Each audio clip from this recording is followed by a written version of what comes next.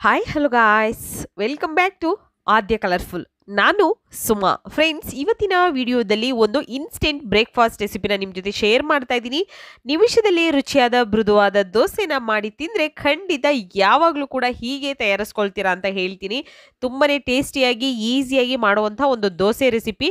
So ಈ ದೋಸೆ ಮಾಡೋದಕ್ಕೆ ನಾವು ಮೊದಲನೇದಾಗಿ ಒಂದು ಜಾರಿಗೆ 1 ಕಪ್ ಆಗುವಷ್ಟು ಪೇಪರ್ ಅವಲಕ್ಕಿನ ಹಾಕ್ಕೊಳ್ತಾ ಇದ್ದೀನಿ. ಸೊ ಇಲ್ಲಿ ನೋಡ್ಬೋದು ನೀವು 1 ಕಪ್ ಆಗುವಷ್ಟು ಪೇಪರ್ ಅವಲಕ್ಕಿ ಹಾಕಿದ ನಂತರ ಇದಕ್ಕೆ ಒಂದು 3/4 ಕಪ್ ಆಗುವಷ್ಟು ನಾನು ಉಪ್ಪಿಟ್ಟಿಗೆ ಬಳಸ್ತೀವಲ್ಲ ದಪ್ಪ ರವೆ, ಸೊ ಅದೇ ರವೆನ ಹಾಕ್ಕೊಳ್ತಾ ಇದ್ದೀನಿ. 3/4 ಕಪ್ ಆಗುವಷ್ಟು, ಅಥವಾ 1 ಕಪ್ ಬೇಕು ಅಂದರೆ 1 ಕಪ್ ಕೂಡ ಹಾಕ್ಕೊಳ್ಬೋದು, ಏನೂ ತೊಂದರೆ ಇಲ್ಲ. ಸೊ ಇದಕ್ಕೆ ಬೇರೆ ಇಂಗ್ರೀಡಿಯೆಂಟ್ಸ್ನ ಹಾಕ್ಕೊಳ್ಳೋಣ. ಫ್ರೆಂಡ್ಸ್, ನೀವ್ಯಾರಾದ್ರೂ ಫಸ್ಟ್ ಟೈಮ್ ನನ್ನ ಚಾನಲ್ಗೆ ವಿಸಿಟ್ ಮಾಡಿದರೆ ಪ್ಲೀಸ್ ನನ್ನ ಚಾನಲ್ನ ಸಬ್ಸ್ಕ್ರೈಬ್ ಮಾಡ್ಕೊಳ್ಳಿ, ಹಾಗೆ ಲೈಕ್ ಮಾಡಿ ಮತ್ತು ಶೇರ್ ಮಾಡಿ. ಫ್ರೆಂಡ್ಸ್, ಇನ್ಸ್ಟೆಂಟ್ ಆಗಿರುವಂಥ ಒಂದು ದೋಸೆ ರೆಸಿಪಿನ ನಿಮ್ಮ ಜೊತೆ ಶೇರ್ ಮಾಡ್ತಾ ಇದ್ದೀನಿ. ಈ ದೋಸೆ ನಿಮಗೆ ತಿನ್ನೋದಕ್ಕೆ ನಿಮಗೆ ಚಟ್ನಿ, ಪಲ್ಯ, ಸಾಗು ಈ ಥರದ್ದು ಯಾವುದೂ ಕೂಡ ಬೇಡ. ನೀವು ಬೇಕು ಅಂದರೆ ಹೀಗೆ ಕೂಡ ಈ ಒಂದು ದೋಸೆನ ತಿನ್ಬೋದು, ಅಷ್ಟು ಚೆನ್ನಾಗಿರುತ್ತೆ. ಸೊ ಇದಕ್ಕೆ ಇವಾಗ ನೋಡಿ, ನಾನು ಸ್ವಲ್ಪ ಕೊತ್ತಂಬರಿ ಸೊಪ್ಪು, ಹಾಗೆ 1 ಟೊಮ್ಯಾಟೊ, ಈರುಳ್ಳಿ, ಹಾಗೆ ಬೆಳ್ಳುಳ್ಳಿ ಕೂಡ ಹಾಕ್ಕೊಳ್ತಿದ್ದೀನಿ. ಮತ್ತು ಕರಿಬೇವಿನ ಎಲೆ ಸ್ವಲ್ಪ ನೋಡ್ಬೋದು, ಒಂದು ಅರ್ಧ ಈರುಳ್ಳಿ ಹಾಕ್ಕೊಂಡಿದ್ದೀನಿ, ಜಾಸ್ತಿ ಇಲ್ಲ. ಹಾಗೆ 1 ಟೊಮ್ಯಾಟೊ ಚಿಕ್ಕದನ್ನು 1 ಟೊಮ್ಯಾಟೊನ ಕಟ್ ಮಾಡಿ ಹಾಕ್ಕೊಂಡಿದ್ದೀನಿ. ಈಗ ನಾವು ಇದಕ್ಕೆ ಸ್ವಲ್ಪ ನೀರನ್ನು ಹಾಕ್ಕೊಂಡು, ಹಾಗೆ ಇದಕ್ಕೆ ಹಸಿರು ಮೆಣಸಿನ್ಕಾಯಿ ಕೂಡ ಹಾಕ್ಕೊಳ್ತೀನಿ, ಒಂದು 3. ನಿಮಗೆ ಬೇಕು ಅಂದರೆ ನೀವು ಹಸಿರು ಮೆಣಸಿನ್ಕಾಯಿನ ಉಪಯೋಗಿಸ್ಬೋದು, ಇಲ್ಲ ಅಂತಂದರೆ ಸ್ಕಿಪ್ ಮಾಡ್ಬೋದು, ಏನು ತೊಂದರೆ ಇಲ್ಲ. ಹಸಿರು ಮೆಣಸಿನ್ಕಾಯಿ ಹಾಕೋದು ಬೇಕಿದ್ರೆ ಅದ್ರ ಬದಲು ನೀವು ಅಚ್ಕಾರದ ಪುಡಿ ಕೂಡ ಹಾಕ್ಕೊಳ್ಬೋದು, ಅಥವಾ ಒಣಮೆಣಸಿನ್ಕಾಯಿ ಕೂಡ ಹಾಕ್ಕೊಳ್ಬೋದು. ಈಗ ನಾನು ಇಲ್ಲಿ ಒಂದು 3 ಹಾಕ್ಕೊಳ್ತಾ ಇದ್ದೀನಿ ಖಾರಕ್ಕೆ. ನಂತರ ಇದಕ್ಕೆ ಸ್ವಲ್ಪ ನೀರನ್ನು ಹಾಕ್ಕೊಳ್ಳೋಣ ನಾವು. ನೋಡಿ, ಈಗ ಸ್ವಲ್ಪ ನೀರನ್ನು ಹಾಕ್ಕೊಳ್ತೀನಿ.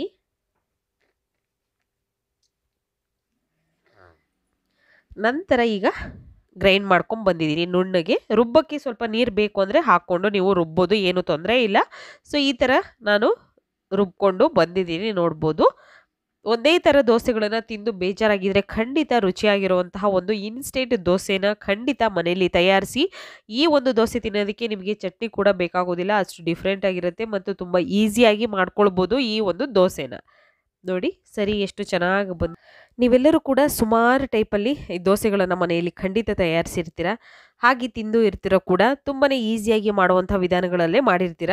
ಆದರೆ ಇದೊಂದು ಡಿಫ್ರೆಂಟ್ ಆಗಿರೋವಂತಹ ಒಂದು ದೋಸೆ. ಖಂಡಿತವಾಗ್ಲೂ ನಿಮ್ಗೆಲ್ಲರಿಗೂ ಒಂದ್ಸಲ ಮಾಡಿದಾಗಲೇ ಇದರ ಟೇಸ್ಟ್ ಅಂತೂ ತುಂಬಾ ಇಷ್ಟ ಆಗುತ್ತೆ ಅಂತ ನಾನು ಭಾವಿಸ್ತೀನಿ. ಇದನ್ನು ನಿಮಿಷದಲ್ಲೇ ನೀವು ರುಚಿಯಾದ ಮೃದುವಾದ ಹಾಗೆ ದೋಸೆನ ಖಂಡಿತವಾಗ್ಲೂ ಒಂದ್ಸಲ ತಿಂದರೆ ಯಾವತ್ತೂ ಕೂಡ ಇದರ ರುಚಿನ ಮರೆಯೋದಿಲ್ಲ. ಮತ್ತು ನೀವು ಯಾವಾಗಲೂ ಕೂಡ ಹೀಗೇ ತಯಾರಿಸ್ಕೊಳ್ತೀರಾ, 100% ಗ್ಯಾರಂಟಿಯಾಗಿ ಹೇಳ್ತೀನಿ ಫ್ರೆಂಡ್ಸ್. ಓಕೆ, ಈಗ ರುಬ್ಬಿರುವಂಥ ಮಿಶ್ರಣನ ಒಂದು ಬೌಲಿಗೆ ಹಾಕ್ಕೊಂಡಿದ್ದೀನಿ, ನೋಡ್ಬೋದು ನೀವು. ಸೊ ಹಾಕಿದ್ದಾಗ ಇದಕ್ಕೆ ಬೇಕು ಅಂದರೆ ಸ್ವಲ್ಪ ನೀರನ್ನು ಹಾಕ್ಕೊಳ್ಳಿ. ನಾನು ಸ್ವಲ್ಪ ಜಾರನ್ನ ತೊಳೆದು ನೀರನ್ನು ಹಾಕ್ಕೊಳ್ತಾ ಇದ್ದೀನಿ, ಒಂದು ಅರ್ಧ ಕಪ್ ಆಗುವಷ್ಟು. ಈಗ ಇಷ್ಟನ್ನು ಹಾಕಿದ ನಂತರ ಒಂದ್ಸಲ ಮಿಕ್ಸ್ ಮಾಡ್ಕೊಳ್ಳೋಣ ಚೆನ್ನಾಗಿ. ಫಸ್ಟು ನೀರು ನಿಮಗೆ ಎಷ್ಟು ಬೇಕೋ ನೋಡಿಕೊಂಡು ಇವಾಗಲೇ ಕೂಡ ನೀವು ನೀರನ್ನು ಹಾಕ್ಕೊಳ್ಬೋದು. ನೋಡಿ, ಈ ಥರ ಮಿಕ್ಸ್ ಮಾಡ್ಕೊಳ್ಳೋಣ ಚೆನ್ನಾಗಿ. ನೋಡ್ಬೋದು, ಹೀಗೆ ಮಿಕ್ಸ್ ಮಾಡ್ಕೊಳ್ತಾ ಇದ್ದೀನಿ. ಸೊ ಇಷ್ಟು ಕರೆಕ್ಟಾಗಿದೆ. ಇನ್ನೊಂದು ಸ್ವಲ್ಪ ನೀರು ಬೇಕು ಅಂದರೆ ಖಂಡಿತ ನೀವು ಹಾಕ್ಕೊಳ್ಬೋದು. ಇದು ತುಂಬಾ ಸಾಫ್ಟಾಗಿ ಮಾಡುವಂಥ ಒಂದು ದೋಸೆ ವಿಧಾನ. ಸೊ ಈಗ ಇದಕ್ಕೆ ಸ್ವಲ್ಪ ಬೇಕಿಂಗ್ ಸೋಡಾನ ಹಾಕ್ಕೊಳ್ತಾ ಇದ್ದೀನಿ, ನೋಡ್ಬೋದು. ಒಂದು ಚಿಟಿಕೆ ಎಷ್ಟು ಬೇಕಿಂಗ್ ಸೋಡಾ, ಅಥವಾ ಈನೋ ಬೇಕು ಅಂದರೆ ಈನೋ ಕೂಡ ಹಾಕ್ಕೊಳ್ಬೋದು, ಏನೂ ತೊಂದರೆ ಇಲ್ಲ.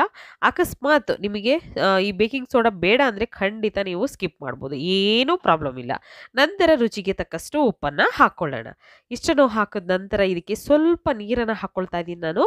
ಸ್ವಲ್ಪ ಜೀರಿಗೆ, ಒಂದು ಅರ್ಧ ಸ್ಪೂನ್ ಆಗುವಷ್ಟು ಜೀರಿಗೆನ ಹಾಕ್ಕೊಳ್ಳೋಣ, ಜಾಸ್ತಿ ಬೇಡ. ಈಗ ಇದಕ್ಕೆ ಸ್ವಲ್ಪ ನೀರನ್ನು ಹಾಕಿ ನಾವು ಮಿಕ್ಸ್ ಮಾಡ್ಕೊಳ್ಳೋಣ. ಸ್ವಲ್ಪ ನೀರನ್ನು ಹಾಕ್ಕೊಳ್ತಾ ಇವಾಗ ಇದಕ್ಕೆ ಚೆನ್ನಾಗಿ ಮಿಕ್ಸ್ ಮಾಡ್ಕೊಳ್ಳೋಣ, ಒಂದೊಳ್ಳೆ ಮಿಕ್ಸ್ ಕೊಡೋಣ. ಇದಕ್ಕೆ ತುಂಬಾ ಟೇಸ್ಟಿಯಾಗಿ ಆಗುತ್ತೆ. ಹಾಗೆ ಇದನ್ನು ನೀವು ಬೇಕು ಅಂದರೆ ಒಂದು ರಾತ್ರಿ ಕೂಡ ನೀವು ಹಾಗೆ ರೆಸ್ಟಿಗಿಟ್ಟು ನಂತರ ಬೆಳಗ್ಗೆ ಕೂಡ ಇದನ್ನು ನೀವು ದೋಸೆ ಮಾಡ್ಕೊಳ್ಬೋದು ಬೇಕು ಅಂತಂದರೆ. ಇಲ್ಲ ನಿಮಗೆ 5-10 ನಿಮಿಷದಲ್ಲೇ ಆಗಬೇಕು ಅಂದರೆ ಖಂಡಿತ ನೀವು ನಿಮಿಷದಲ್ಲೇ ಈ ಒಂದು ದೋಸೆನ ಮಾಡ್ಕೊಳ್ಬೋದು ಫ್ರೆಂಡ್ಸ್. ನೋಡಿ, ಇವಾಗ ಚೆನ್ನಾಗಿ ಇದನ್ನು ಮಿಕ್ಸ್ ಮಾಡ್ಕೊಂಡಿದ್ದೀನಿ, ಕರೆಕ್ಟಾಗಿದೆ. ಸೊ ನೋಡ್ಬೋದು ಇವಾಗ ನೀವು ನೋಡಿ, ಈಗ ಇದು ಕರೆಕ್ಟಾಗಿದೆ. ಸ್ವಲ್ಪ ನಿಮಗೆ ಏನಾದರೂ ಗಟ್ಟಿ ಅನಿಸಿದ್ರೆ ಸ್ವಲ್ಪ ನೀರನ್ನು ಹಾಕ್ಕೊಳ್ಳಿ, ಏನು ಪ್ರಾಬ್ಲಮ್ ಇಲ್ಲ. ನಂತರ ಇದ್ರ ಮೇಲೆ ಒಂದು ಪ್ಲೇಟನ್ನು ಮುಚ್ಚಿ ನಾವು ಒಂದು 5ರಿಂದ 10 ನಿಮಿಷ ರೆಸ್ಟಿಗೆ ಬೇಕು ಅಂದರೆ ಇಡ್ಬೋದು. ಇಲ್ಲ ಅಂತಂದರೆ ನೀವು ಅವಾಗಲೇ ಈ ದೋಸೆನ ಮಾಡ್ಕೊಳ್ಬೋದು, ಏನು ತೊಂದರೆ ಇಲ್ಲ. ನಾನು ಒಂದು 5 ನಿಮಿಷ ಇದನ್ನು ರೆಸ್ಟಿಗೆ ಇಡ್ತಾ ಇದ್ದೀನಿ, ನೋಡ್ಬೋದು. 5 ನಿಮಿಷ ರೆಸ್ಟಿಗೆ ಇಟ್ಟ ನಂತರ ಇಲ್ಲಿ ಒಂದು ನಾನು ತವಾನ ಕಾಯೋದಕ್ಕೆ ಇಟ್ಟಿದೆ. ಸೊ ಈಗ ತವಾ ಮೀಡಿಯಮ್ ಆಗಿ ಕಾದಿದೆ. ಇದಕ್ಕೆ ಸ್ವಲ್ಪ ಎಣ್ಣೆನ ಹಾಕಿದ ನಂತರ ದೋಸೆನ ಹಾಕ್ಕೊಳ್ತಾ ಇದ್ದೀನಿ. ಹೀಗೆ ನಾವು ದೋಸೆನ ಹಾಕ್ಕೊಳ್ಳೋಣ. ಬೇಕು ಅಂದರೆ ದೊಡ್ಡದಾಗಿ ಕೂಡ ನೀವು ಹಾಕ್ಕೊಳ್ಬೋದು. ಸೊ ನಾನಿಲ್ಲಿ ಚಿಕ್ಕ ಚಿಕ್ಕದಾಗಿ ಮೀಡಿಯಮ್ ಆಗಿ ನಾನು ಹಾಕ್ಕೊಳ್ತಾ ಇದ್ದೀನಿ. ನೋಡಿ, ಇಷ್ಟಿದ್ರೆ ಸಾಕು. ನೋಡ್ಬೋದು ಎಷ್ಟು ಚೆನ್ನಾಗಿ ಅಲ್ಲಲ್ಲಿ ಹೋಲ್ ಬರ್ತಾ ಇದೆ ಅಂತ. ನೀವು ತುಂಬಾ ಸಾಫ್ಟಾಗಿ, ತುಂಬ ಮೃದುವಾಗಿ ನೀವು ಈ ಇನ್ಸ್ಟೆಂಟ್ ದೋಸೆನ ಖಂಡಿತ ಮನೆಯಲ್ಲಿ ತಯಾರಿಸಿ. ಅವಲಕ್ಕಿ ಮತ್ತು ರವೆನ ಉಪಯೋಗಿಸಿ ಮಾಡಿರುವಂತಹ ದೋಸೆ. ಹಾಗೆ ದೋಸೆ ಮಾಡೋದು ತುಂಬಾ ಒಂದು ಈಸಿ ವಿಧಾನದಲ್ಲಿ ಮಾಡುವಂಥ ಒಂದು ರೆಸಿಪಿ ಅಂತ ಹೇಳ್ಬೋದು ಈ ದೋಸೆ ಮಾಡೋದಕ್ಕೆ. ಸೊ ಇವಾಗ ನೋಡಿ, ಎಲ್ಲರೂ ಕೂಡ ಚೆನ್ನಾಗಿ ಬೇಯ್ತಾ ಇದೆ. ನೋಡ್ಬೋದು ನೀವು, ಈ ಥರ ಚೆನ್ನಾಗಿ ಬೆಂದ ನಂತರ ನಾವು ಇದನ್ನು ನೀವು ಬೇಕು ಅಂದರೆ 2 ಸೈಡ್ ಕೂಡ ಬೇಯಿಸ್ಕೊಂಡು ಕೂಡ ತಿನ್ಬೋದು, ಏನು ತೊಂದರೆ ಇಲ್ಲ. ಸೆಟ್ ದೋಸೆಗಳ ಥರ ಒಂದೇ ಕಡೆ ನೀವು ಬೇಯಿಸಿ ಕೂಡ ತಿನ್ಬೋದು. ಇದಕ್ಕೆ ಸ್ವಲ್ಪ ಬೆಣ್ಣೆ ಹಾಕ್ಕೊಂಡು ತಿಂದರೆ ತುಂಬಾ ಚೆನ್ನಾಗಿರುತ್ತೆ. ಸೊ ಈಗ ನೋಡಿ, ಆಲ್ಮೋಸ್ಟಾಗಿ ಈಗ ಬೆಂದಿದೆ ಇದು. ಒಂದು 2ರಿಂದ 3 ಸೆಕೆಂಡ್ವರೆಗೂ ನಾನು ಬೇಯಿಸ್ಕೊಂಡಿದ್ದೀನಿ ಸ್ಟವ್ನ ಲೋ ಫ್ಲೇಮಲ್ಲೇ ಇಟ್ಕೊಂಡು. ನಂತರ ನೋಡಿ ಎಷ್ಟು ಚೆನ್ನಾಗಿ ಬರ್ತಾ ಇದೆ, ನೋಡ್ಬೋದು ನೀವು ಇವಾಗ. ನೋಡಿ, ಜಾಸ್ತಿ ಅದೇನು ಅಂಟ್ಕೊಳ್ಳೋದು ಇಲ್ಲ. ತುಂಬಾ ಸಾಫ್ಟಾಗಿ, ತುಂಬಾ ಈಸಿಯಾಗಿ ಮಾಡುವಂಥ ಒಂದು ದೋಸಾ ವಿಧಾನ ಇದು. ಸೊ ನೋಡಿ, ಒಂದು ತಟ್ಟೆಗೆ ಹಾಕ್ಕೊಳ್ಳೋಣ. ವಾವ್! ನೋಡಿ ಎಷ್ಟು ಜೇನುಗೂಡು ಥರ ಅಲ್ಲಲ್ಲೇ ಗೂಡು ಎಲ್ಲ ಎಷ್ಟು ಚೆನ್ನಾಗಿ ಬಂದಿದೆ ಅಲ್ಲ. ಸೊ ಇದೇ ರೀತಿ ಇನ್ನೊಂದು ದೋಸೆನ ಹಾಕಿ ನಾನು ತೋರಿಸ್ತೀನಿ.